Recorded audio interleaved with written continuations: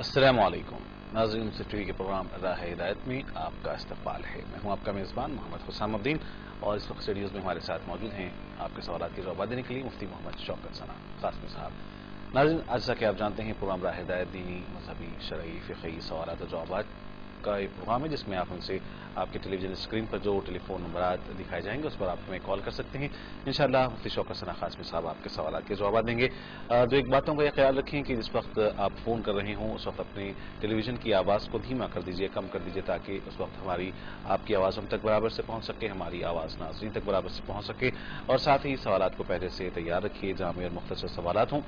اور جیسا کہ الحمدللہ اب ہم ماہ ذی الحجہ کی جانب بڑھ رہے ہیں، اور پھر عید قربان سے متعلق، عید الاضحیٰ سے متعلق اگر مسائل ہوں، حج کے مسائل ہوں، اور قربانی سے متعلق اگر زیادہ مسائل ہوں، فی الحال جو پروگرام ہم اس وقت آپ کے سامنے لے کر آئے ہیں اس میں اگر آپ کے سوالات کریں تو بہتر اور مناسب رہے گا۔ سب سے پہلے تو ہم اسٹوڈیوز میں مولانا مفتی محمد شوکت ثنا قاسمی صاحب کا استقبال کرتے ہیں، خیر مقدم کرتے ہیں کہ ایک مرتبہ پھر آپ یہاں ہمارے پاس موجود ہیں۔ مفتی صاحب، الحمدللہ جیسا کہ ہم نے کہا کہ ماہ ذی الحجہ کی طرف ہم بڑھنے جا رہے ہیں۔ اسلام کا پہلا مہینہ بھی قربانی کی تعلیم دیتا ہے جو ماہ محرم ہے، اور پھر آخری مہینہ بھی ذی الحجہ بھی قربانی کی تعلیم دیتے ہوئے گزرتا ہے، تو آخر کیا وجہ ہے کہ قربانی اتنی مقدم اسلام میں رکھی گئی ہے؟ قربانی، یہ بات صحیح ہے کہ ذی الحجہ کا جو آخری مہینہ ہے، یعنی عربی کیلنڈر کے لحاظ سے یہ مہینے بھی تاریخ کا سبق دیتا ہے، تو پہلا مہینہ محرم بھی دین اسلام کی خاطر، دین کی سربلندی کی خاطر یعنی قربانی کی تعلیم دیتا ہے۔ دونوں طور سے مشترکہ طور پہ اگر دیکھا جائے تو دونوں مہینے کے اندر جو قربانی دی گئی یہ در حقیقت اللہ تعالیٰ کی خوشنودی اور اللہ تعالیٰ کے دین کی سربلندی کے لیے دونوں قربانی دی گئی ہے۔ 10 ذی الحجہ کو حضرت ابراہیم علیہ السلام نے اللہ کے حکم پر اللہ کی خوشنودی کے لیے حضرت اسماعیل علیہ السلام کو مینا کے میدان میں قربانی کے لیے لٹایا تھا، اور باضابطہ قربانی کرنے کے ارادے سے گلے پہ چھری بھی چلا دی تھی، لیکن چونکہ اللہ کا مقصد حضرت اسماعیل علیہ السلام کو ذبح کرانا نہیں تھا، اللہ کا مقصد حضرت ابراہیم علیہ السلام کی محبت کا امتحان تھا، جس میں وہ بالکل کامیاب ہوئے، اور اللہ تبارک و تعالیٰ نے اپنے اس محبوب بندے کی اس ادا کو اتنا پسند کیا کہ قیامت تک کے آنے والے مسلمانوں کے لیے جو صاحب استطاعت ہو ان کے لیے اس عمل کی نقل کرنے کو واجب قرار دیا گیا، یعنی قربانی کے عمل کو واجب قرار دیا گیا۔ اور پہلے مہینے میں حضرت حسین رضی اللہ تعالیٰ عنہ نے اسلام کی سربلندی کے لیے قربانی دی، اور گویا کہ آنے والے مسلمانوں کے لیے یہ پیغام دیا کہ یہ اللہ کا دیا ہوا سر کسی باطل کے سامنے جھک نہیں سکتا ہے، کٹ تو سکتا ہے لیکن جھک نہیں سکتا ہے۔ یہ گویا کہ دونوں مہینوں کی مشترکہ تعلیم ہے کہ انسان اللہ کے دین کی سربلندی کے لیے، اللہ کے دین کی خوشنودی کے لیے کبھی وہ جانور کی قربانی کرے، اور وقت پڑے تو اپنی جان کی بھی قربانی دے کر اللہ تبارک و تعالیٰ کی خوشنودی حاصل کرنے کی کوشش کرے۔ ناظرین، اس وقت ایک کالر فون لائن پر ہمارے ساتھ ہیں، انہیں پروگرام میں شامل کرتے ہیں۔ السلام علیکم۔ السلام علیکم۔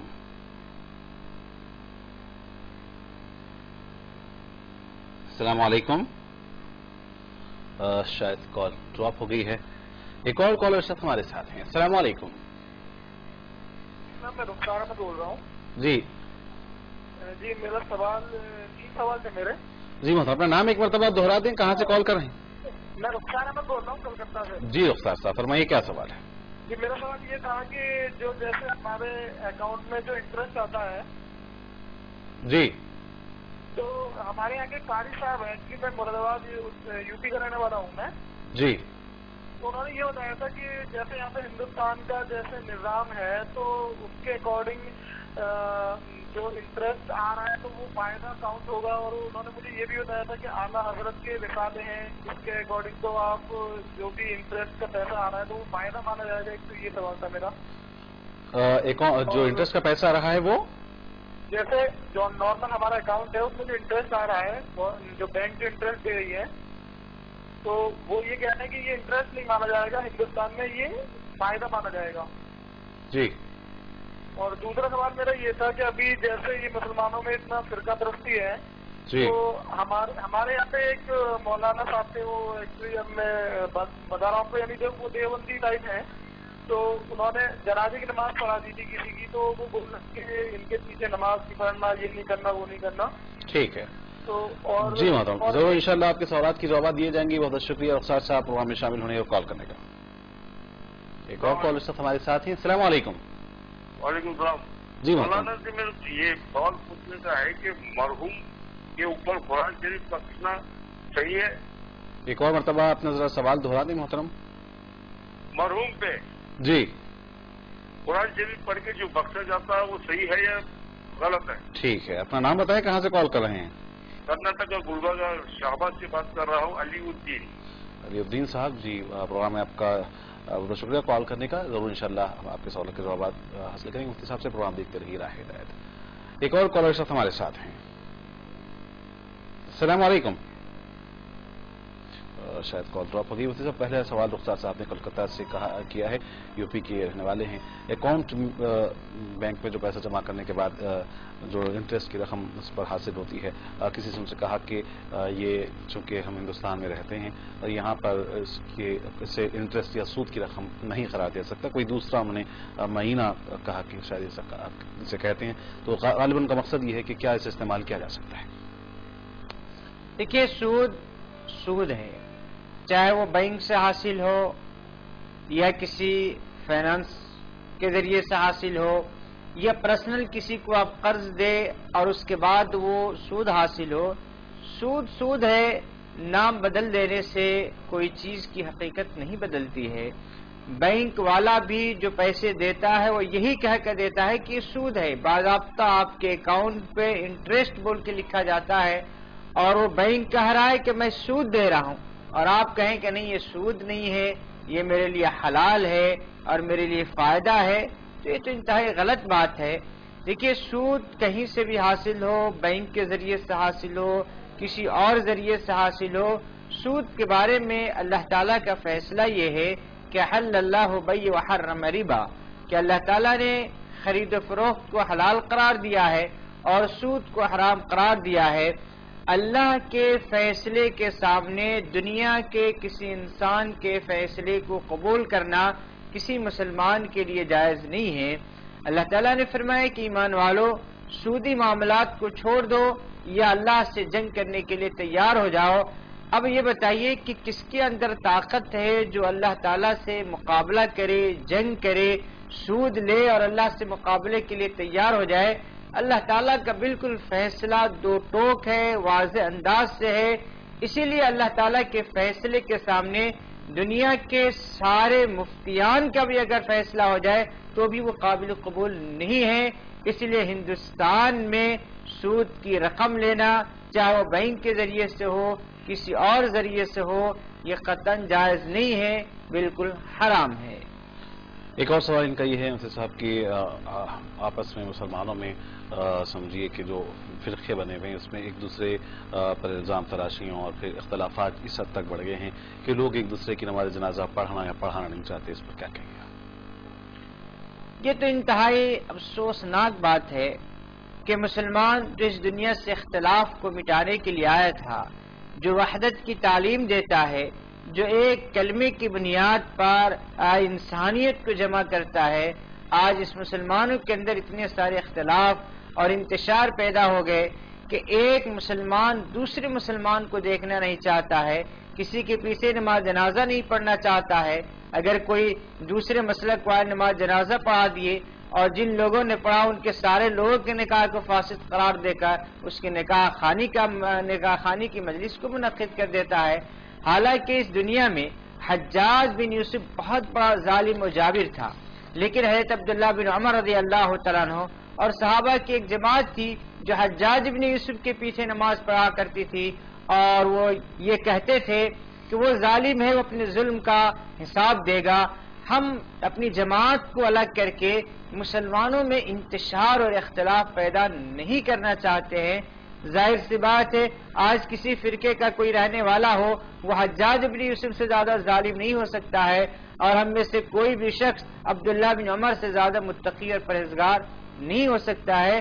لہذا یہ جو طریقہ کار ہے ایسے لوگوں کا بائیکاٹ کرنا چاہیے جو مسلمانوں کے اندر اختلاف اور انتشار کی ہوا ڈال دیتے ہیں اور ایک مسلمان کو دوسرے مسلمان سے مسلک کی بنیاد پر جھگڑا کراتے ہیں، لڑائی کراتے ہیں۔ ایسے علماء کا اور ایسے مفتیان کرام کی بائیکاٹ کیا چاہیے جو مسلمانوں کے درمیان انتشار اور اختلاف کی ہواؤں کو اور زیادہ ہوا دیتے ہیں اور زیادہ اختلاف اور انتشار بڑھانا چاہتے ہیں۔ یہ انتہائی غلط بات ہے، اسے ہمیں اور آپ کو بچانا چاہیے۔ ناظرین کالر صف لائن پر ہمارے ساتھ ہیں، ہم پروگرام میں شامل کرتے ہیں۔ السلام علیکم۔ السلام علیکم۔ وعلیکم السلام، پروگرام میں آپ کا خیر مقدم ہے، کون اور کہاں سے بات کر رہے ہیں؟ ایسا ہماری بچی کے ساتھ ان کے شوہر صحیح نہیں رہ رہے جی اور صحیح نہیں رہ رہے، ان کے نندا ان کے زیٹ دونوں صحیح نہیں رہتے۔ ٹھیک ہے، ضرور اس تعلق سے گفتگو کریں گے۔ بہت بہت شکریہ پروگرام میں شامل ہونے کا، کال کرنے کا۔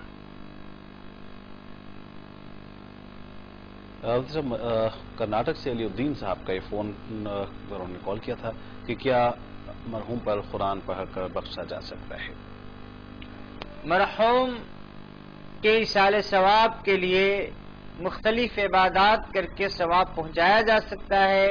اس میں سب سے بہترین چیز یہ ہے کہ صدقہ کیا جائے اور مرحوم کو ثواب پہنچایا جائے، یا مرحومین کے لیے دعا کی جائے، اور اسی طرح مرحومین کے لیے قرآن کریم پڑھ کر بھی ثواب پہنچایا جا سکتا ہے۔ لیکن باضابطہ کچھ لوگ اسی کا پیشہ کر لیے ہیں، ان کو بلانا اور ان کو گھروں میں بیٹھ کر پڑھوانا اور پھر ایصال ثواب کرنا یہ قطعاً مناسب نہیں ہے۔ خود پڑھیے اور پڑھ کر مرحومین کے لیے ایصال ثواب کیجیے، بالکل جائز و درست ہے، اور انشاءاللہ تبارک و تعالی ثواب بھی پہنچے گا۔ صاحب ابھی خاتون نے سوال کیا تھا کہ ان کی لڑکی کی شادی ہوئی ہے اور شوہر اور دیگر سسرالی رشتہ داروں کا رویہ ٹھیک نہیں ہے۔ بہرحال یہ ایک بڑا اہم مسئلہ ہے جو دیکھا جاتا ہے کہ شادی کے بعد، شادی کے فوری بعد بلکہ کئی سالوں تک اس طرح کا معاملہ پیش آتا ہے کہ آنے والی لڑکی کے ساتھ شوہر کا، اس کی نندوں کا اور دیگر سسرالی رشتہ داروں کا جس طریقے سے استقبال کرنا چاہیے اس نئی لڑکی کا نہیں کیا جاتا، اور بہت سارے سمجھیے کہ مسائل پیدا ہوتے ہیں۔ کس طریقے سے ان مسائل کو حل کیا جا سکتا ہے؟ ظاہر سی بات ہے کہ یہ مسئلہ جو ہے اس بنیاد پر اٹھتا ہے کہ ہر آدمی اپنا حق کا مطالبہ کرتا ہے لیکن اپنا حق دینا نہیں چاہتا ہے۔ شوہر یہ چاہتا ہے کہ میری بیوی میرے سارے حقوق ادا کرے، لیکن بیوی کا کیا حق ہے وہ ادا کرنا نہیں چاہتا ہے۔ ساس یہ چاہتی ہے کہ بہو میرے سارے حقوق ادا کرے، لیکن بہو کا کیا حق ہے وہ ادا کرنا نہیں چاہتی ہے۔ نند اور دیوروں کا مسئلہ یہ ہوتا ہے کہ بھابھی سے اپنے حقوق کا مطالبہ کرتے ہیں لیکن ان پر کیا حق ہے اس کو ادا نہیں کرتے، اور اس کو ایک اجنبی اور ایک بالکل اپنے گھر سے باہر کا فرض سمجھتے ہیں، جس کے نتیجے میں سارے مسائل اور مشکلات پیدا ہوتے ہیں۔ اگر اس کو بھی ایک گھر کا فرض سمجھا جائے، اگر ساس اس کو بہو سمجھنے کی وجہ اپنی بیٹی سمجھے، تو ظاہر سی بات یہ مسئلہ قطعاً پیدا نہیں ہو سکتا ہے، اور خود اس کی بیٹی کے ساتھ اگر یہ معاملہ ہو تو قطعاً وہ اس کو پسند نہیں کر سکتی ہے۔ ظاہر سی بات ہے نہ یہ شرعاً جائز ہے، نہ اخلاقاً جائز ہے، نہ عقلاً جائز ہے۔ جو کچھ آپ کی بیٹی کے ساتھ ہو رہا ہے شریعت ان تمام چیزوں کی سخت مذمت کرتی ہے اور اس کی اجازت نہیں دیتی ہے۔ ناظرین ایک کالر فون لائن پر ہمارے ساتھ ہیں۔ السلام علیکم۔ ہاں وعلیکم السلام۔ جی جودھ پور سے چراغ الدین بول رہا ہوں سر۔ ایک اور مرتبہ اپنا نام اور مقام بتائیں۔ جودھ پور سے چراغ الدین۔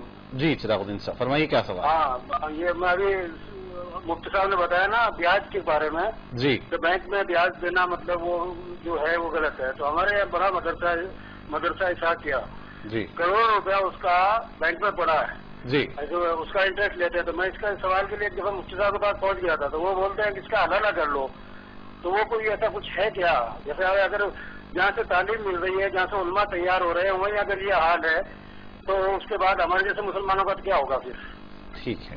ایک اہم اس کے ساتھ پوچھ کے آپ تھوڑا سا مہربانی کر دیجیے. جی بہت بہت شکریہ محترم، پروگرام میں شامل ہونے کال کرنے کا. ایک اہم بات کی طرف آپ نے توجہ مبذول کرائی ہے، ضرور انشاءاللہ مفتی صاحب سے اس تعلق سے بھی پوچھتے ہیں. بہت بہت شکریہ پروگرام میں شامل ہونے کال کرنے کا. مفتی صاحب، ابھی جس طریقے سے آپ نے سوال کا جواب دیا کہ شادی کے بعد سسرالی رشتہ داروں کو ایک نئی لڑکی جو دلہن کی شکل بن کے آتی ہے اس کا بہرحال خیال رکھنا چاہیے، اور اب مسئلہ یہاں یہ ہے کہ اب کوئی لڑکی سمجھی کہ اس طریقے کے مسائل سے جوجھ رہی ہو تو اس کے ماں باپ کا بھی ایسے میں، اس کے بھائیوں کا، اس کے ماں باپ کا، اس لڑکی کا بھی کیا فرض بنتا ہے، کس طریقے سے وہ اس مسئلے کو حل کریں؟ اس کی ایک شکل تو یہ ہے کہ لڑکی صبر کرے، اللہ تعالیٰ سے دعا کرے اور حالات کے سازگار ہونے کا انتظار کرے، اور اس کی طرف سے کچھ کوتاہی ہو رہی ہو یا غلطی ہو رہی ہو تو اس کوتاہی اور غلطی کو دور کرنے کی کوشش کرے. یہ ایک شکل ہے. دوسری شکل یہ ہے کہ لڑکی والے مل کر لڑکے والے سے بات کرے، ان کی کاؤنسلنگ کرے علماء کے ذریعے سے یا اس کے گاؤں کے بڑے لوگوں کے ذریعے سے اس معاملات کو سلجھانے کی کوشش کرے. جہاں تک ممکن ہو سکے حالات کو سازگار، ماحول کو سازگار بنا کر یعنی یہ رشتے کو قائم رہنے اور چلانے کی کوشش کرے. اور تمام تدابیر جب فیل ہو جائے تو ظاہر سی بات ہے ایسی صورت میں علیحدگی کے سوا کوئی چارہ کار باقی نہیں رہتا ہے، لیکن یہ بدرجے مجبوری ہی اسے شکل کو اختیار کیا جائے. ناظرین، ایک کالر فون لائن پر ہمارے ساتھ ہیں، پروگرام میں شامل کرتے ہیں. السلام علیکم. السلام علیکم. وعلیکم السلام. پروگرام میں آپ کا خیر مقدم ہے. پرنام، بتائیں کہاں سے کال کر رہے ہیں؟ جی فرمائیے، کیا سوال ہے؟ یہ اپنا آپ کی آواز برابر سے نہیں پہنچ رہی ہے. ایک اور مرتبہ دوبارہ آپ پروگرام میں ڈائل کر کے شامل ہوں. جی فرمائیے. شاید کال ڈراپ ہو گئی. ایک اور کالر صاحب ہمارے ساتھ ہیں. السلام علیکم. السلام علیکم. میں اپنا گھر سے بات کر رہی ہوں. جی فرمائیے، کیا آپ کا؟ جی قربانی کے بارے میں سوال کرنا ہے. ٹھیک ہے، فرمائیے کیا سوال ہے. قربانی جو مرے تو مرحوم کو کے نام پہ دے دینا. جی تو سنے کہ اس کا گوشت ہم لوگوں نے کھانا غریبوں کو دے دینا، بلکہ سنے صحیح ہے کیا ہے؟ ٹھیک ہے اور ضرور. دوسرا قربانی پیارے نبی صلی اللہ علیہ وسلم کے نام پہ کر سکتے کیا؟ ٹھیک ہے ضرور انشاءاللہ. اس دوسرا طرح سوال یہ ہے کہ جو بالغ بچے گھر میں رہتے نا، اگر ان کو قربانی نہیں دی تو ماں باپ کو کیا گناہ ہوتا ہے کیا؟ بالغ بچے، بالغ بچہ ہیں گھر میں، جی. اس کے نام پر قربانی نہیں دی ہے، اس جی. کا ماں باپ پر گناہ ہوتا ہے کیا؟ ٹھیک ہے ضرور انشاءاللہ آپ کے سوالات کو شامل کرتے ہیں پروگرام میں. بہت بہت شکریہ پروگرام میں شامل ہونے کا، کال کرنے کا. صاحب، سود کے تعلق سے ہم نے پروگرام کے آغاز میں بات کی تھی کہ اکاؤنٹ میں جو پیسہ رکھا جاتا ہے اس پر جو انٹرسٹ کی شکل میں، سود کی شکل میں رقم حاصل ہوتی ہے، اس کا کیا کیا جائے یا باضابطہ اسے لیا جا سکتا ہے. چراغ الدین صاحب نے جودھپور سے سوال کیا ہے کہ کسی مدرسے کا انہوں نے نام لیا کہ مدرسے کے پیسے بھی رکھے جا رہے ہیں بینک میں اور پھر اس کو بھی کسی طریقے سے حلال بتایا جا رہا ہے، کیسے ہی؟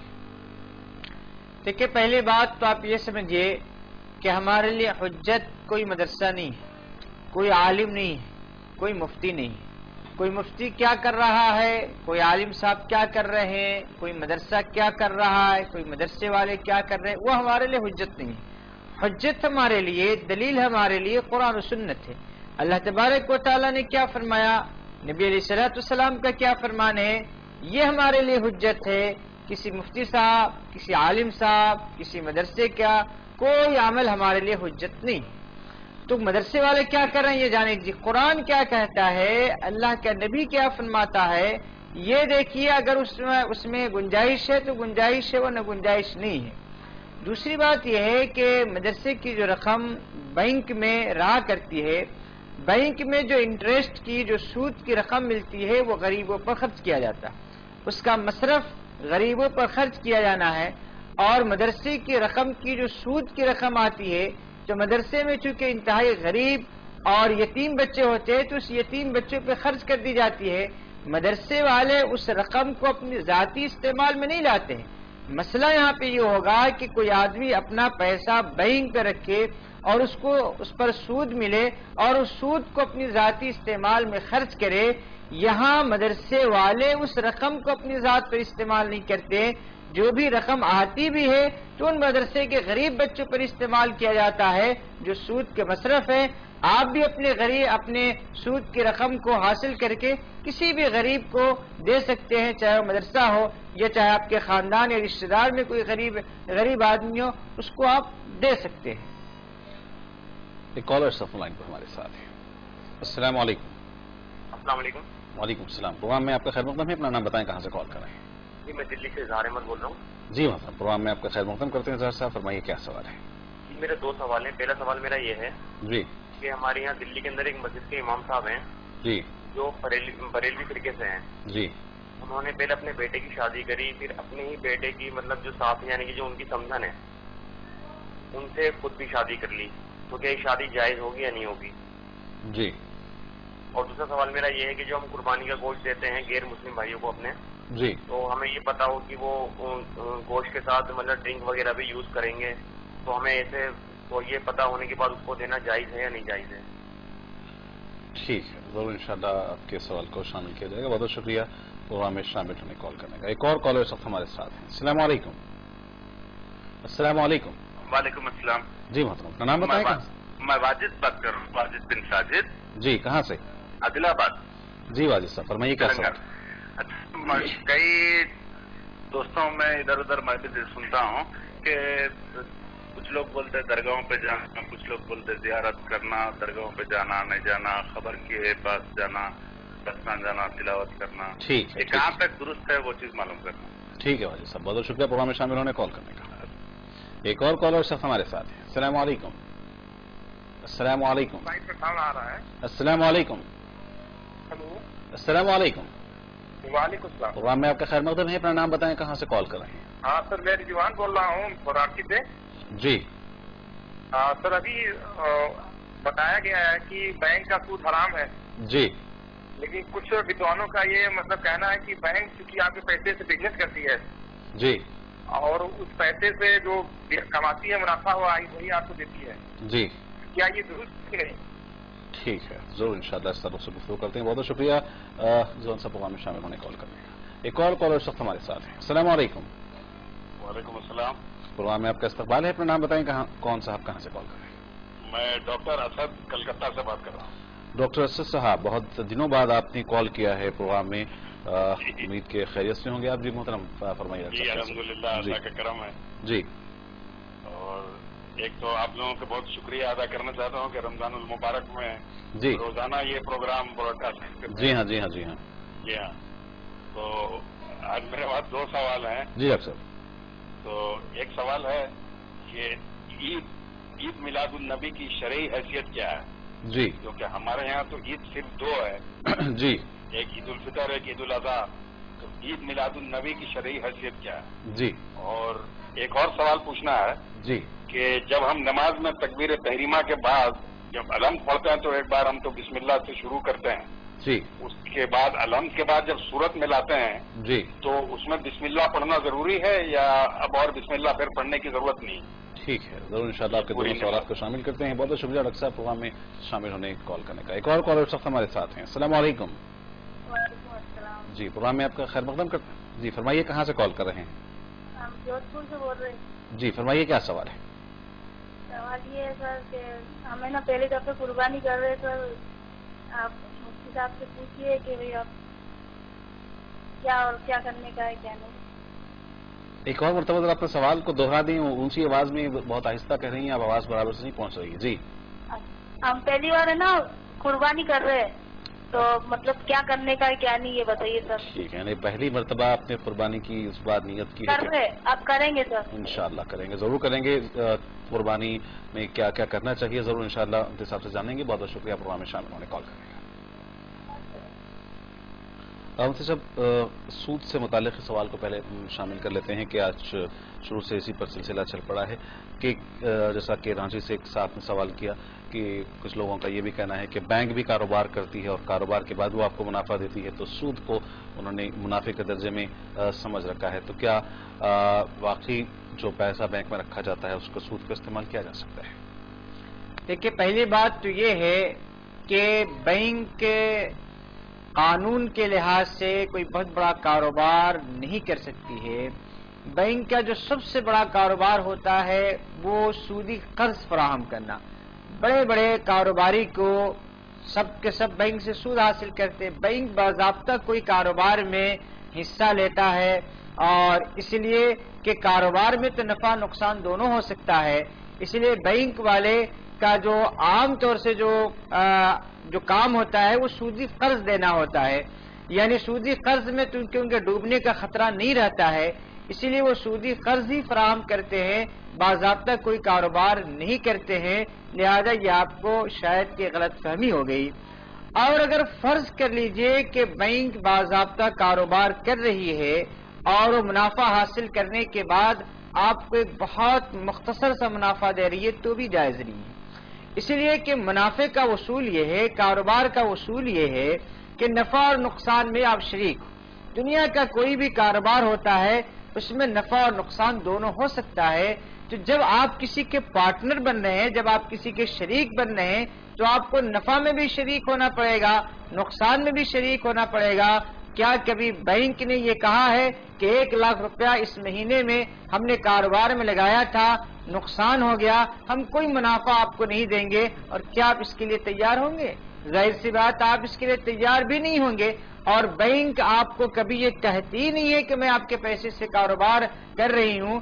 اسی لیے یہ جو کہنا یہ سب حیلہ ہے، سب بہانے ہیں. بینک جو کچھ بھی فراہم کرتی ہے آپ کو وہ سود کی رقم ہے جو لینا جائز نہیں ہے. بہرحال ناظرین یہ بات تو بہرحال طے ہو گئی کہ بینک کا سود لینا جائز نہیں ہے. اور سب ایک اور سوال میں کہنا چاہوں گا کہ اس وقت کشمیر کے حالات بڑے ہی تباکن ہیں. جس طریقے کا سیلاب وہاں پر تقریباً 100 سال بعد آیا ہے، لوگوں کے مکانات، ان کی رہائشیں، ان کے کاروبار، تمام چیزیں، بلکہ پوری دیگر سمجھے کہ دوسری دنیا سے ان کا رابطہ اس وقت منقطع ہو گیا ہے. لیکن الحمدللہ ساتھ میں یہ بڑی ایک اچھی بات سامنے آ رہی ہے کہ بہت ساری ایسی NGOs ہیں، حکومت بھی ہے، اس کے علاوہ مسلم تنظیمیں، جماعتیں بھی ہیں جو وہاں پر ریلیف کا کام کر رہی ہیں، جو بے حد قابل ستائش ہے اور بے حد ضروری بھی ہے اس وقت. تو کیا میں کہنا چاہوں گا کہ اگر کسی کے پاس ایسا پیسہ اس وقت موجود ہو جو بینک میں رکھنے کی وجہ سے سود کی شکل میں حاصل ہوا ہو تو کیا وہ اس پیسے سے کشمیر کے مظلومین کی مدد کر سکتے ہیں؟ بہت اچھا سوال ہے، اور میں اپنے تمام ناظرین سے اس بات کی خواہش بھی کرتا ہوں، درخواست بھی کرتا ہوں کہ اس وقت کشمیر کے ہمارے مسلمان بھائی جن حالات سے دوچار ہیں، ظاہر سی بات ہے انتہائی ناگفتہ حالات ہے. فرسٹ فلور، سیکنڈ فلور تک پانی آ چکا ہے، جس کے نتیجے میں آپ کو اندازہ ہوگا کہ ان کے گھر کی ہر چیز بہہ گئی ہوگی یا خراب ہو گئی ہوگی یا سڑ گئی ہوگی. ایسی صورت میں تمام مسلمان ایک مسلمان ہونے کے ناطے، ایک انسانیت کے ناطے ان مسلمان بھائیوں کی مدد کرنا ہمارے لیے ضروری ہے. اگر ہمارے پاس اللہ تعالیٰ نے مال و دولت بھی ہے تو مال و دولت کے ذریعے سے ہم مدد کریں. کچھ نہیں ہے تو کم سے کم اللہ تبارک و تعالیٰ کے سامنے دعا کر کے اللہ تعالیٰ سے درخواست کرے، اللہ تعالیٰ سے دعا کرے کہ اللہ تعالیٰ ان مظلوم کی مدد کرے. اور آپ کے پاس جس طرح کی رقم موجود ہو، چاہے وہ زکوٰۃ کی ہو، صدقات کی ہو، خیرات کی ہو یا بینک انٹرسٹ کی ہو، جو بھی رقم ہو آپ اس کے ذریعے سے ان کی مدد کر سکتے ہیں. بلکہ بڑھ چڑھ کے اس میں حصہ لینا چاہیے اور ان کی مدد کرنی چاہیے. یہ گویا کہ پورے مسلمانوں پر ایک ذمہ داری عائد ہوتی ہے، مسلمان ہونے کے ناطے، انسان ہونے کے ناطے. ناظرین بڑھتے ہیں ہمارے سوالات کی جانب. محبوب نگر سے ہم سوال آیا ہے قربانی کے تعلق سے کہ کیا مرحومین کے نام سے اگر ہم قربانی کر سکتے ہیں تو کیا وہ جو گوشت ہوتا ہے اسے اپنے استعمال میں لا سکتے ہیں، یا پھر اگر مرحومین کے نام سے قربانی کی جا رہی ہے تو وہ تمام کا تمام گوشت لوگوں میں تقسیم کرنا ہوگا؟ مرحومین کی طرف سے جو قربانی کی جاتی ہے وہ برائے ایصال ثواب ہے، اور ایصال ثواب کے لیے جو قربانی کی جاتی ہے اس کا ثواب تو میت کو پہنچ جائے گا، لیکن گوشت کا مالک قربانی کرنے والا ہوگا اور اس گوشت میں وہی سارا تصرف کر سکتا ہے جس طرح اپنی قربانی کے ساتھ کرتا ہے. یعنی کچھ حصہ تقسیم کر دے، کچھ حصہ دوست و احباب کے لیے رکھے، کچھ حصہ اپنے گھر والوں کے لیے رکھے. پورا گوشت صدقہ کرنا ضروری نہیں ہے. البتہ اگر کوئی مرنے والا شخص مرتے وقت یہ وصیت کر کے چلا جائے کہ میں تو مر جا رہا ہوں لیکن میرے مال سے اس سال قربانی کر دی جائے، تو تو ایسی صورت میں اس قربانی کا گوشت صدقہ کرنا ضروری ہوگا. کوئی آدمی اپنے مرے ہوئے رشتہ داروں کی طرف سے قربانی کر رہا ہے تو اس کا گوشت مکمل صدقہ کرنا ضروری نہیں ہے. اسی طریقے کا ایک اور سوال خاتون نے پوچھا یہ ہے کہ کیا پیارے نبی حضرت محمد صلی اللہ علیہ وسلم کے نام سے بھی ہم قربانی دے سکتے ہیں؟ محمد رسول اللہ صلی اللہ علیہ وسلم کی طرف سے قربانی دینا یہ ہمارے لیے اور آپ کے لیے باعث اعزاز ہے، اور یہ کہہ دیجئے کہ اللہ تعالیٰ کی توفیق ہے کہ اللہ تعالیٰ نے ایسے لوگوں کو توفیق دی جو رسول اللہ صلی اللہ علیہ وسلم کی طرف سے قربانی کرتے ہیں، اور یہ بہت اچھا عمل ہے. رسول اللہ صلی اللہ علیہ وسلم کی محبت اور خوشنودی والا عمل ہے. اللہ تعالیٰ نے اگر استطاعت دے رکھی ہو تو اپنی قربانی کے ساتھ ساتھ نبی علیہ السلام کی طرف سے بھی قربانی دینا بہت بہتر ہے، ثواب کا کام ہے. نبی علیہ السلام نے بھی پوری امت کی طرف سے ہر سال قربانی دیا کرتے تھے. ایک اور سوال ان کا یہ ہے کہ کیا گھر میں لڑکے ہیں لیکن وہ سب کے سب مالدار نہیں ہیں، صاحب استطاعت نہیں ہیں، کماتے نہیں ہیں، تو ان کی طرف سے قربانی دینا ماں باپ پر لازم و ضروری نہیں ہے. اور صاحب ایک اور سوال یہ ہے کہ عام طور پر مرد حضرات اپنے والدین کی طرف سے، ماں باپ کی طرف سے، اپنی طرف سے، دیگر اہل خانہ کی طرف سے قربانی دیتے ہیں، لیکن کیا ساس سسر کی جانب سے بھی قربانی دی جا سکتی ہے جبکہ وہ لڑکی ان کے گھر میں رہتی ہے؟ تو کیا ان کے لڑکی کے ماں باپ کی طرف سے بھی قربانی دی جا سکتی ہے؟ ایک مسلمان اگر پورے دنیا کے مسلمان کی طرف سے قربانی دینا چاہے تو اس کو اجازت ہے. یعنی اللہ تعالیٰ نے اتنی گنجائش دے رکھی ہو کہ اپنے تمام رشتہ داروں کی طرف سے قربانی کر رہا ہے تو اس میں کوئی رکاوٹ نہیں ہے، لیکن شرعاً اس پر واجب نہیں ہے. شرعاً تو صرف یہ واجب ہے کہ وہ اپنی طرف سے قربانی دے، لیکن اگر اللہ تعالیٰ نے استطاعت دے رکھی ہے اور مزید لوگوں کی طرف سے قربانی دینا چاہتا ہے تو ظاہر سی بات ہے اس سے ثواب میں یہ بھی شریک ہوگا. اظہار صاحب نے دہلی سے سوال کیا مفتی صاحب کی کسی صاحب نے اپنی سمدن سے نکاح کیا ہے کہ ان کے جو بیٹے کی ساس ہوتی ہیں، تو کیا یہ رشتہ اسلام میں جائز ہوگا؟ دیکھیے، سمدن سے نکاح کرنا بظاہر تو بہت برا لگتا ہے کہ کس طرح سے نکاح ہو گیا، سمدن سے کس طرح نکاح کر لیا گیا، لیکن یہ ہمارے معاشرے اور سماج کی وجہ سے برا لگتا ہے. شرعاً کوئی بری بات نہیں ہے. شرع اگر وہ شادی کرنا شرعی طریقے سے، جائز طریقے سے انہوں نے شادی کیا ہے تو سمدن سے نکاح کیا جا سکتا ہے. سمدن کوئی محرمات میں شامل نہیں ہے، اسی لیے اگر انہوں نے جائز طریقے سے نکاح کیا ہے تو یہ نکاح درست ہو جائے گا. اس میں کسی طرح کی کوئی عیب کی بات نہیں ہے. کیا اس کے بعد، ان کی شادی کے بعد ان کے بچوں کے نکاح پر کوئی اثر پڑے گا؟ نہیں، ان کی شادی کے وجہ سے ان کے بچوں کے نکاح پر کوئی اثر نہیں پڑے گا، اس لیے کہ بہو الگ ہے اور بہو کی ماں الگ ہے. انہوں نے بہو کی ماں سے نکاح کیا ہے، کوئی بہو سے نکاح نہیں کیا ہے، اسی لیے بچوں کے نکاح پر کوئی اثر نہیں پڑے گا. ایک اور سوال ان کا یہ ہے کہ کیا قربانی کا گوشت غیر مسلم حضرات کو دیا جا سکتا ہے جبکہ اس بات کا خدشہ ہو کہ وہ قربانی کے گوشت کے ساتھ شراب یا دیگر چیزوں کا استعمال کریں گے؟ قربانی کا گوشت غیر مسلموں کو دینا بہت اچھی بات ہے، دے سکتے ہیں. خاص طور سے پڑوسی یا دوست و احباب ہو تو دینے میں کوئی حرج نہیں، بلکہ میں یہ سمجھتا ہوں کہ دینا بہتر ہے. لیکن جب آپ کو یہ بات یقینی طور سے معلوم ہے کہ قربانی کے گوشت کے ساتھ وہ ڈرنکنگ بھی کرے گا، پھر میں یہ سمجھتا ہوں کہ ایسے لوگ کو قربانی کا گوشت دینا قطعاً مناسب نہیں ہے.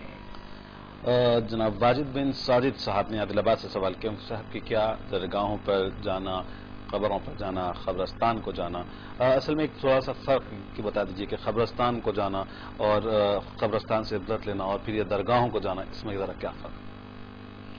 دیکھیے، بجائے اس کے کہ آپ درگاہوں کے جانے کے چکر میں پڑے، آپ مسجد زیادہ جانے کی کوشش کیجیے. 5 وقت کی نماز پڑھیے، مسجد میں زیادہ دیر تک بیٹھیے، اور یہ زیادہ بہتر ہے کسی درگاہ پہ جانے اور کسی کی قبروں پہ جانے سے.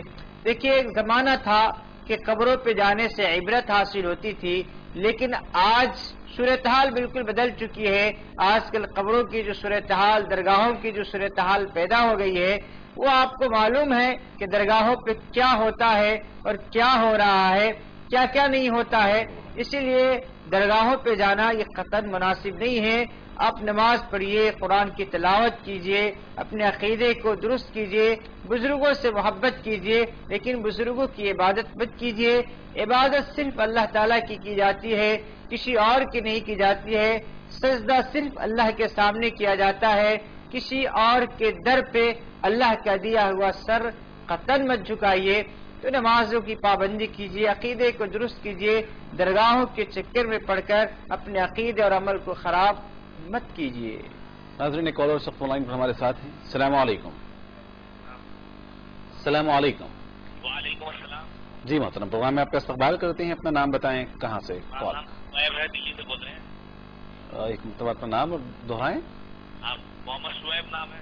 جی شعیب صاحب، اپنی آواز تھوڑا سا ذرا بلند کیجیے، آواز بہت آہستہ آ رہی ہے آپ کی. آپ دلی سے بول رہے ہیں؟ جی فرمائیے. میرا سوال یہ ہے کہ قربانی ہمارے اوپر واجب ہے. جی. ایک بار اپنے نام کی کر دیا، جی. دوسری بار اپنے بچوں کے نام کی کر سکتے ہیں، جیسے ہمارا بچہ مطلب والد ہے. ہاں جی، بڑا اہم سوال آپ نے کیا ہے. ضرور انشاءاللہ آپ کے سوال کو شامل کرتے ہیں. بہت بہت شکریہ شعیب صاحب، پروگرام دیکھتے رہیے راہ ہدایت. ایک اور کالر صاحب ہمارے ساتھ ہیں. السلام علیکم. سے بات کر. جی فرمائیے، کیا سوال ہے؟ ہاں یہی بولنا تھا، میرے آدمی پلنگ پہ سوتے ہیں، صبح فجر کی نماز میں ان کے سامنے ایسا مل کے پڑھ سکتے کیا؟ اور تہجد کی نماز 4 رکعت پڑھ سکتے کیا؟ تہجد کی نماز 4 رکعت پڑھا جا سکتا ہے. پہلا سوال ایک بار دوہرا دیجیے. پہلا سوال آپ. جی. پہلا سوال، میرے آدمی پلنگ پہ سو جاتے اوپر، جی، تو میں فجر کی نماز نیچے پڑھ سکتی کیا؟ ان کو اٹھا کے پڑھنا. ٹھیک ہے، ضرور انشاءاللہ آپ کے سوال کو شامل کرتے ہیں. بہت بہت شکریہ پروگرام میں شامل. جی ایک اور سوال، ایک اور کالر صاحب ہمارے ساتھ ہیں. السلام علیکم. وعلیکم السلام. کیا قرآن شریف کو پیغمبر سے بخشتے ہیں؟ کیا قرآن کو پیغمبر صلی اللہ علیہ وسلم پر بخشا جا سکتا ہے؟ ٹھیک ہے، آپ کے سوال کو شامل کرتے ہیں. پروگرام دیکھتے رہیے راہ ہدایت. ڈاکٹر اسد صاحب نے کلکتہ سے ان سے سب سوال کیا تھا عید میلاد النبی کے تعلق سے، کیا کہیں گے آپ؟ ڈاکٹر صاحب اصل میں سوال بہت بیفور ہو گیا ہے. ابھی تو عید قربانی کا مسئلہ ہے. انشاءاللہ ہم جب ربیع الاول کا مہینہ آئے گا تو اس پر ہم تفصیلی گفتگو کریں گے. 1 مہینے تک اسی کی موضوع پہ گفتگو چلتی ہے. مختصر یہ ہے کہ اسلام میں صرف 2 عید کی گنجائش ہے، تیسری عید کا کوئی تصور اسلام میں موجود نہیں ہے. ایک کالر ہمارے ساتھ ہونے پہلے ہم پروگرام میں شامل کرتے ہیں. السلام علیکم. جی مفتی صاحب، میں نظام آباد سے بات کر رہی ہوں. ہماری بہن کے بارے میں پوچھنے کا تھا. وہ ان کا نہیں 7 سال سے چھوڑ دیے تھے، طلاق نہیں ہوا تھا، پھر انہوں نے دوسرا نکاح کرے تو کیا نکاح یہ جائز ہے ناجائز ہے؟ ٹھیک ہے. 7 سال کے بعد نکاح کرے نا، 7-8 سال ہو گئے، ان کے شوہر آئے نہیں تو انہوں نے دوسرا نکاح کرے، طلاق نہیں ہوا. کس نے دوسرا نکاح؟ آپ کی بہن نے؟ ہاں. یعنی آپ کی بہن کا 7 سال تک شوہر کے انتظار کرنے کے بعد دوسرا نکاح کیا گیا؟ ہاں. تو وہ جائز ہے کیا ناجائز ہے؟ ٹھیک ہے، ضرور انشاءاللہ اس تعلق سے پوچھتے ہیں مفتی صاحب سے. بہت بہت شکریہ بہن پروگرام میں شامل ہونے کال کرنے کا. مفتی صاحب، ڈاکٹر اسد صاحب کا ایک اور سوال تھا کہ کیا نماز میں جب ہم تکبیر کے بعد ثنا اور اس کے بعد پھر بسم اللہ کے ساتھ سورہ فاتحہ کا آغاز کرتے ہیں، اس کے بعد جو ضمیر سورہ پڑھا جاتا ہے، کیا اس سے پہلے بھی بسم اللہ الرحمن الرحیم پڑھنا ہوگا؟ ایک اور سوال یہ ہے کہ کیا صرف بسم اللہ الرحمن الرحیم پڑھنا چاہیے یا اعوذ باللہ کے ساتھ تعوذ کے ساتھ تسمیہ پڑھنا چاہیے؟ تعوذ و تسمیہ یعنی اعوذ باللہ من الشیطان الرجیم بسم اللہ الرحمن الرحیم، یہ ثنا کے بعد سورہ فاتحہ سے پڑھنا مسنون ہے. اس کے بعد سورہ فاتحہ کے بعد سورہ پڑھنے سے پہلے مسنون نہیں ہے. لیکن اگر کوئی پڑھ لے رہا ہے تو اس کی اجازت ہے، اس کی گنجائش ہے. بلکہ بعض علماء کی رائے یہ ہے کہ پڑھ لینا بہتر ہے، لیکن صرف بسم اللہ پڑھا جائے گا، اعوذ باللہ من الشیطان الرجیم وہاں پہ نہیں پڑھیں گے. صاحب، جودھپور سے ایک خاتون نے سوال کیا ہے کہ پہلی مرتبہ اس بار قربانی کا انہوں نے تہیہ کیا ہے، ارادہ کیا ہے، نیت کی ہے، تو کس طریقے سے قربانی کا عمل ہو. ایک اور سوال صاحب یہ ہے کہ قربانی سے مراد کیا ہے؟ جیسا کہ خود اللہ نے کہا ہے کہ تم جو قربانی کرتے ہو اس کا گوشت اور خون ہم تک نہیں پہنچتا، تقویٰ ہمیں مطلوب ہے. تو قربانی کا دراصل مقصد کیا ہے، اور سیدھے سادے طریقے سے، سنت طریقے سے قربانی کس طریقے سے دی جائے؟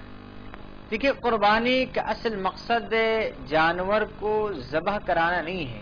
اصل مقصد تو انسان کے دل کو دیکھنا ہے کہ اللہ کے اس حکم کے بجا لانے پر اس کا دل کتنا راضی ہے، کتنا خوش ہے. ایسا تو نہیں ہے کہ سوچ رہا ہے کہ 5,000 روپے چلے گئے، 6,000 روپے چلے گئے. تو دل کی خوشنودی اصل مطلوب ہے.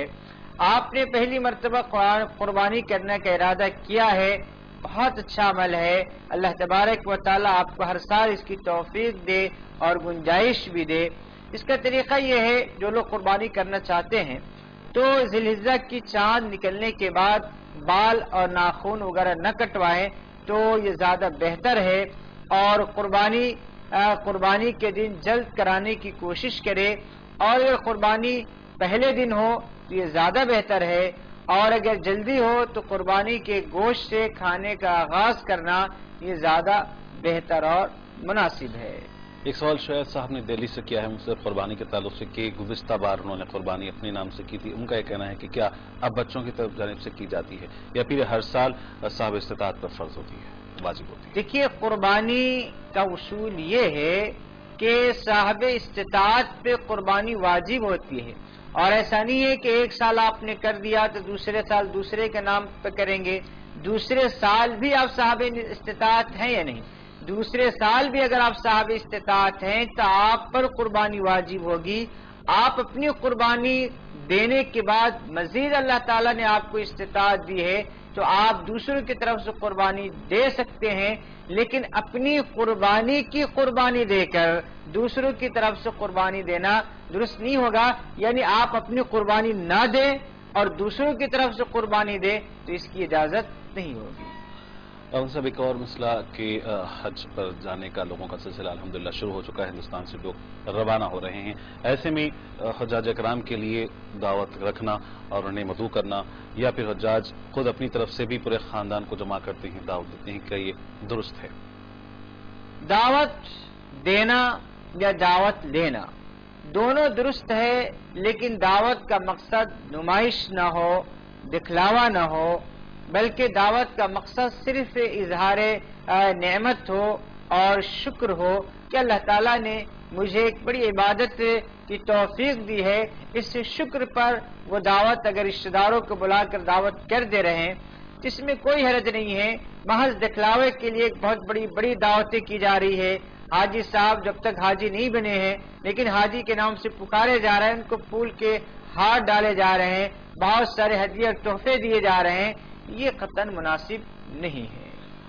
گلبرگہ سے خاتون ایک دو سوالات کی ہیں صاحب کی کیا نماز تہجد 4 رکعت پڑھی جا سکتی ہے؟ دوسرا سوال یہ ہے کہ غالباً یہ جاننا چاہتی ہیں کہ کوئی اگر پلنگ پر سو رہا ہو، اونچے مقام پر لیٹا ہوا ہو تو کیا اس کے سامنے نیچے بیٹھ کر نماز پڑھ سکتے ہیں؟ انہوں نے فجر کی نماز کا ذکر کیا ہے. تہجد کی 4 رکعت نماز پڑھی جا سکتی ہے، کوئی حرج نہیں ہے. اسی طرح پلنگ پہ کوئی سو رہا ہو تو آپ نیچے فجر کی نماز پڑھ سکتی ہیں، لیکن آپ کے لیے اس طرح نماز پڑھنا قطعاً مناسب نہیں ہے. سونے والے کو مسجد بھیج کر آپ نماز پڑھیے تو یہ زیادہ بہتر ہے. کیا آپ چاہتی ہیں کہ آپ اکیلے جنت میں چلی جائیں اور آپ کا شوہر یا آپ کا کوئی اور وہاں سو رہا ہو اور ویسی سویا پڑا رہے؟ اس طرح مناسب نہیں ہے. نماز تو اگرچہ ہو جائے گی لیکن ان کو جگا کر مسجد بھیج دیجئے، اس کے بعد آپ سکون سے نماز پڑھیے. یا جس طرح آپ نماز پڑھ رہی ہے ان کو بھی جگائیے کہ فجر کی کم سے کم 2 رکعت فرض نماز وہ پڑھ لے تو یہ زیادہ بہتر ہوگا. ویسے آپ کی نماز تو درست ہو جائے گی. ایک اور خاتون کا سوال ہے صاحب کہ کیا قرآن مجید پڑھ کر نبی کریم صلی اللہ علیہ وسلم پر بھیجا جا سکتا ہے، ثواب کے لیے بخشا جا سکتا ہے؟ ایصال ثواب جس طرح عام مسلمانوں کے لیے کرنا بہتر اور مستحب ہے، نبی علیہ الصلوۃ والسلام کے لیے بھی ایصال ثواب کیا جا سکتا ہے، کوئی حرج نہیں ہے. اور یہ ہمارے لیے اعزاز کا سبب ہوگا کہ ہم رسول اللہ صلی اللہ علیہ وسلم کے لیے ایصال ثواب کر رہے ہیں، اگرچہ کہ نبی علیہ الصلوۃ والسلام معصوم ہیں، مغفور ہیں، اور اللہ تبارک و تعالیٰ نے ان کے تمام اگلے پچھلے گناہ کو معاف کر دیا ہے. اور پہلی بات یہ ہے کہ نبی سے کسی طرح کا کوئی گناہ ہوتا بھی نہیں ہے، اسی لیے نبی علیہ الصلوۃ والسلام تو معصوم ہیں. لیکن اگر ہم ایصال ثواب کر رہے ہیں تو یہ اس میں ہمارے لیے فائدہ ہے، گویا کہ ہم رسول اللہ صلی اللہ علیہ وسلم سے اپنی محبت کا اظہار کر رہے ہیں، اسی لیے رسول اللہ صلی اللہ علیہ وسلم کے لیے بھی ایصال ثواب کیا جا سکتا ہے۔ ایک کالر اس وقت ہمارے ساتھ ہیں۔ السلام علیکم۔ وعلیکم السلام۔ جی پروگرام میں میرا یہ سوال ہے کہ ہاتھ اور پیر پہ بولتے ہیں کہ لڑکیاں ویکس کر سکتی ہیں، لڑکی نہیں کر سکتے، روحانی طاقت کا رہتا ہے، سم تھنگ ہے، اس کی تھوڑی ڈیٹیل معلوم چل سکتی ہے کہ لڑکیاں ہاتھ پیر پہ ویکس کر سکتی ہیں یا نہیں کر سکتی ہیں؟ ڈرائیونگ ویکس ایک اور مرتبہ اپنا سوال دہرا دیں آپ۔ لڑکیاں اپنے ہاتھوں کی ویکس کر سکتی ہیں؟ اور ایک اور مرتبہ اپنا سوال دہرائیں ذرا، آپ کی آواز۔ لڑکیاں اپنے ہاتھ پیر کو ویکس کر سکتی ہیں؟ ٹھیک ہے، ضرور انشاءاللہ آپ صاحب سے بہت شکریہ پروگرام میں شامل ہونے کال کرنے کا۔ ایک خاتون اس سے پہلے سوال کیا، ایک کالر صاحب ہمارے ساتھ ہیں، انہیں پروگرام میں پہلے ہم شامل کر لیں گے۔ السلام علیکم۔ جی وعلیکم السلام، میں عبداللہ شیخ بات کر رہا ہوں پونے سے۔ جی عبداللہ صاحب، پروگرام میں آپ کا خیر مقدم ہے، فرمائیے کیا سوال ہے؟ جی مجھے یہ جاننا تھا کہ یہ جو اپنا محرم کی جو 10 تاریخ ہے، اس دن جو میٹھا پکانے کا جو رواج وغیرہ ہے چل پڑا ہے، کیا یہ سنت کے حساب سے کہاں تک صحیح ہے، اتنا ہی جاننا۔ ٹھیک ہے، بہت بہت شکریہ عبداللہ شیخ صاحب کال کرنے کا، پروگرام میں شامل ہونے کا۔ رضوانہ صاحبہ نے غالباً کا نام بتایا تھا، یہ سوال کیا ہے کہ 7 سال قبل ان کی بہن کا نکاح ہوا تھا، لیکن ان کے شوہر شاید بغیر بتائے ہی کہیں چلے گئے اور 7 سال تک رابطہ نہیں ہوا۔ 7 سال کے بعد اب ایک دوسرا نکاح اس خاتون کا کیا گیا ہے، تو کیا یہ نکاح درست ہوگا؟ ایک مرتبہ نکاح ہونے کے بعد طلاق یا خلا کے بغیر دوسرا نکاح کرنا قطعاً جائز نہیں ہے۔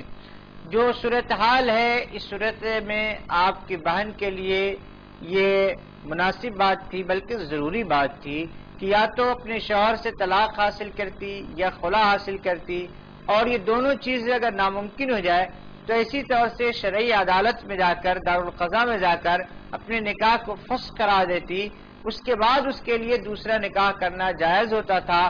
موجودہ جو نکاح ہوا، یہ نکاح قطعاً جائز نہیں ہے، اور صرف ایجاب و قبول کر لینے سے حرام حلال نہیں ہوتا ہے۔